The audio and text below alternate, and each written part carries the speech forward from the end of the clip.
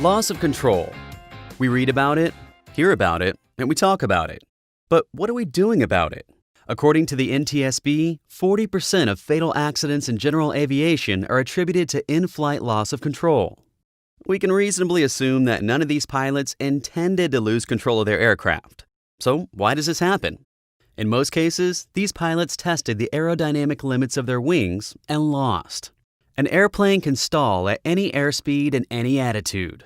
So why do we continue to use airspeed as a direct correlation to a wing stall? Because for most light GA aircraft, the airspeed indicator is the only in-cockpit device we have for telling us how close we're getting to a stall, that point where the wing exceeds its critical angle of attack. But there's just one problem. Book numbers work great when the plane is in 1G level flight. Under any other circumstances, the stall speed will change. So if we can't rely on airspeed as a certain indication of an oncoming stall, what do? The stall warning horn might give us a clue, but by then it could be too late. What we need is a more precise tool for measuring lift.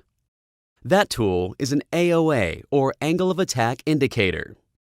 AOA doesn't care how heavy the aircraft is, its angle of bank, or what the air temperature is. AOA looks at one thing and one thing only: the angle between the chord line and the relative wind, and how close that is to the critical angle where a stall will always occur. The airlines use AOA indicators, and the military has been flying AOA for years, if for no other reason than they require precise information about aircraft performance. Really precise information. But until recently, it's been cost prohibitive for GA. Innovations in technology and the streamlining of FAA installation requirements for AOA systems have changed that. There are essentially three types of indicators for GA aircraft: the vane type, the pressure differential type, and the attitude heading reference system integrated, or AHRS type. Each type has some advantages and disadvantages, but all will provide relatively precise information about AOA. The vane style, which is widely used in corporate and military aircraft, shows direct indications of AOA. These work well, but must be mounted in a location that provides clean airflow. The pressure-derived indicators were the first type to be adapted for GA and are currently the most popular. But typically, most of the models currently available don't take into account flap configuration changes. The AHRS-driven systems take into account flap settings, either up or down. Typically, AOA information is already present in the AHRS data that is fed to the instrument displays, so it's just a matter of depicting it. Any AOA display currently available will graphically depict how the wing is performing aerodynamically, and specifically, how close we're getting to asking the wings to do something they no longer can, namely, fly. No matter which type you choose, an AOA indicator is a proven safety device. The NTSB and FAA have recognized the need for AOA in light aircraft and have made some remarkable strides to make them easy to install. There are no complicated installation requirements, and most systems simply require installation and logbook entry by your local A&P mechanic.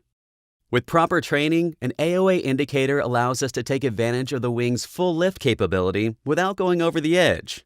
Literally. It can help us fly approaches more precisely and extract more overall performance from the wing. Definite bonuses when operating out of short fields. But landing on any runway with less energy to dissipate is always a good thing. During an unplanned go-around, an AOA indicator can tell us how close we may be to a stall before changing flap settings.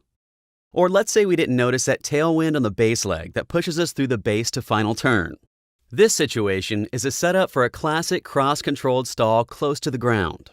Using an AOA indicator will show us our changing angle of attack in this situation well before the stall warning horn will. The accident record suggests that relying on good airmanship, airspeed, and stall warning horns is not sufficient. As humans, we are capable of getting overworked and distracted.